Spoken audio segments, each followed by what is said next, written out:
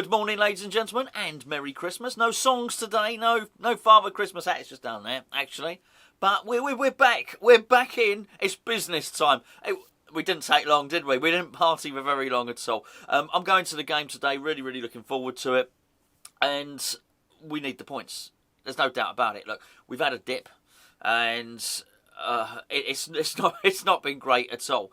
But what would really make it a lot worse if we didn't get full points against Southampton? If we get points against Southampton, then it starts to look a little bit better. In fact, we need full points against Southampton, Watford, Crystal Palace. It ain't going to be easy. Those teams are not going to roll over and have their tummies tickled, let's be perfectly honest. But 9 points from those gets the campaign back on track. It also puts pressure on it, I think, in particular, Arsenal and Tottenham, and we need to put some pressure on them. Gets us nicely into January, when hopefully we go and make some signings. We make some signings quickly.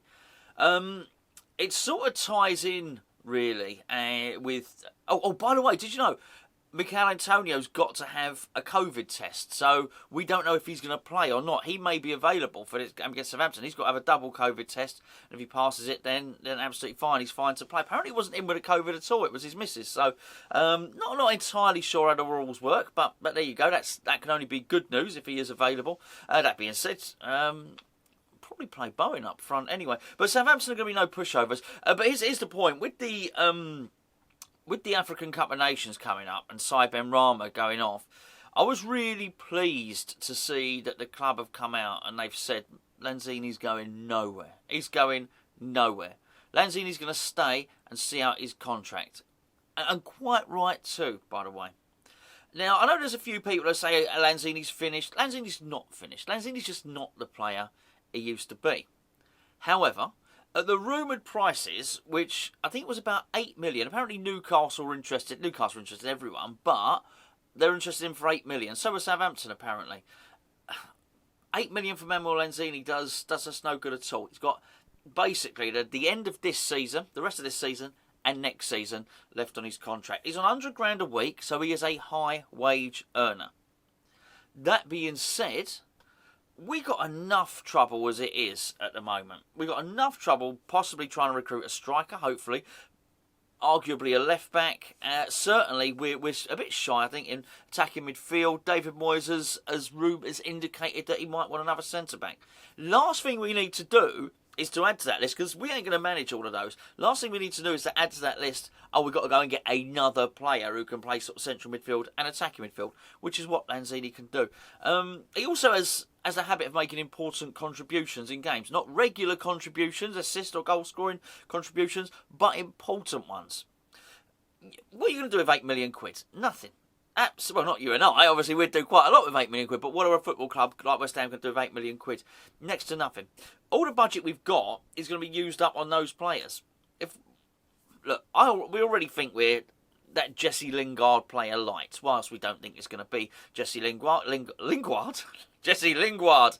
That ship has sailed. We still possibly need somebody in that who can do that role. Now, there's going to be a lot of pressure on Lanzini and Fornals and Vlasic and a lot of the other guys when Ben Rama goes off to the African Cup of Nations. Last thing we need to do is put another void in the team. We just don't need that at all. Particularly bear in mind, there's been times this season where we might have wanted to play a 3, where sometimes it might have been advantageous to move Souček up to right into the box for the headers or something like that, or Rice has moved back into the back 3 as he did against Chelsea. I'm just talking times in games, and during those times, actually Lanzini can drop into the middle. He can play there, he can play well. I just don't think you get that a player of his versatility for 8 million quid. You certainly don't get somebody that's going to come in and settle. Who's going to? Sometimes we haven't got a player that can settle, right? You don't know they're going to do it. We've got this whole thing about the Moyes MOT. Part of the Moyes MOT is about the character, whether they'll settle, whether they'll be good teammates, good to have around the dressing room. We ain't got any worries like that with Lanzini. It's just another headache and another hassle that we don't need. So, it ain't worth it. Let's keep him. We need him in the squad. Maybe in the summer you have another look at it, but if it ain't broke, don't fix it. Also, he's not kicking off. He's not kicking off at all. He doesn't throw a stroppy one. He's almost... You get the impression he's sort of content with his place in the squad. Yes, he would like to be playing and starting every game, but he's not giving it the full strop on. The bottom lip's not out or so, is it? So you know what, fair play to Lanzini. Again, you just don't know what you're going to get when you bring another player in. I still like to bring another player in, by the way. I was quite pleased with the Jarrod Bowen rumour, which was basically, look, West Ham aren't letting Jarrod Bowen go anywhere. The only thing I didn't like about the statement was in the January transfer window. What? There's interest in him. We understand there's interest in him. Why wouldn't there be interest in him? I mean, he's a really good player. Arguably our only form forward at the moment. He's one of the forwards in the bracket. Remember from yesterday's video? He's one of the form forwards in the bracket. It's just no point. There's no point. If what we're going to do is push forwards and we're going to grow, then we can't be selling players like Bowen. I mean, we really can't.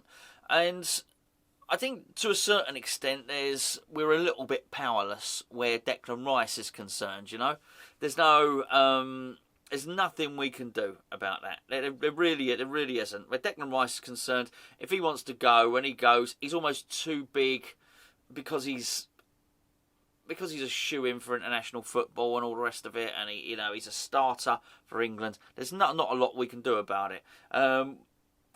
He's running his contract down, or let's say he's got 3 years on it, but we don't really have the power in this. With Bowen, I think you've got to put your foot down and say we're not selling him at all. Oh, by the way, almost forgot, this video is sponsored by the OneFootball app. I've said that for a few days now. It's all been beard trimmers and Christmas and stuff like that. We're sponsored by the OneFootball app.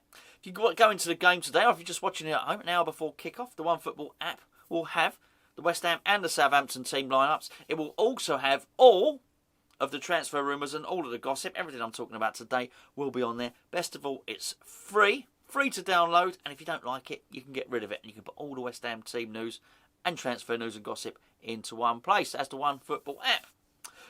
Bowen, though, I guess the only thing is, would Bowen like to go? Hopefully not. He's with Danny Dyer now, isn't he? Not that one, the daughter. He's with Danny Dyer now.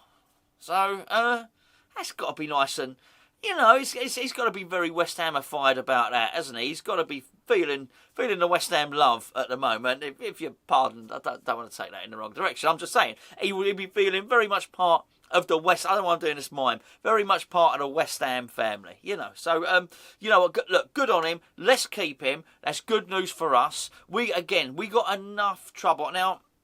At some point, when you spend £20 million on a player, an offer comes in that's slightly tempting, I guess. Hopefully not. I don't know what that would be, but I would ask one question with that, is who you're going to replace him with. Now, don't get me wrong, if there's someone in the Championship as good as Bowen, and you go, you get £60 million for him, and a guy comes in as good as Bowen, fine, and you got enough for another player, so you sold Bowen for £60 million, player from the best player in the Championship, £30 million, plays a position, another £30 million, I don't know, on the left back, great, you've improved the team, but I just can't see it. I really can't. Not at all. Anyway, team for today. He's got to go forward at the back for this one. He absolutely, I feel he has to go forward at the back. It's weird with the old Cresswell thing, isn't it? We don't know what's going on with Cresswell.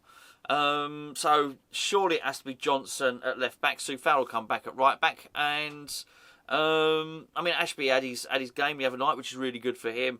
Dawson and Diop at the back, obviously. We know he's going to be in midfield. The only questionable thing is what we're going to do with the people up the top of the pitch. I'd like to see more of Vlasic. I'd like to see Vlasic play again. I'd like to see Lanzini play again. I think probably you do play... That's a tough one. I think you probably do play Ben Rama in this one, because you might as well. If you're not going to be able to use him for a while, might as well get a little bit of a tune out of him now, get a bit of work out of him now if he's not going to be available to work with 6 weeks. So I think maybe that's the thing to do. Probably start with Bowen up front and leave Antonio as that rampaging impact substitute. I think so. If available at all. Need the points. We really, really need the points. Anyway, I'm going. Hopefully I'll see a few of you there. Enjoy the day if you're going. And if you're at home, enjoy the day. Still enjoy the day. I'm not saying only enjoy the day if you're going to the game. If you're at home, still enjoy the day. I think it'll be quite miserable and wet and windy and horrible. So, on your sofa might not be a bad place to be. I don't think any of the big trains are running, only the tubes running. So we're sort of, me and Gonzo Senior, we're doing a little mini vlog on the patrons. So myself and Gonzo Senior, he's driving up there. I'm having a drink. Lucky old me, unlucky him, particularly on the way back, because I'll be giving it lots of that, particularly if we've lost, lots of moaning, or he'll get a song on the way home. Anyway, like I said, Jesse, thank you for all your support all throughout the year. We really appreciate it, Hammers Chat. We genuinely do. 3 points, hopefully, and I'll probably be uploading an inebriated video at some point later on today.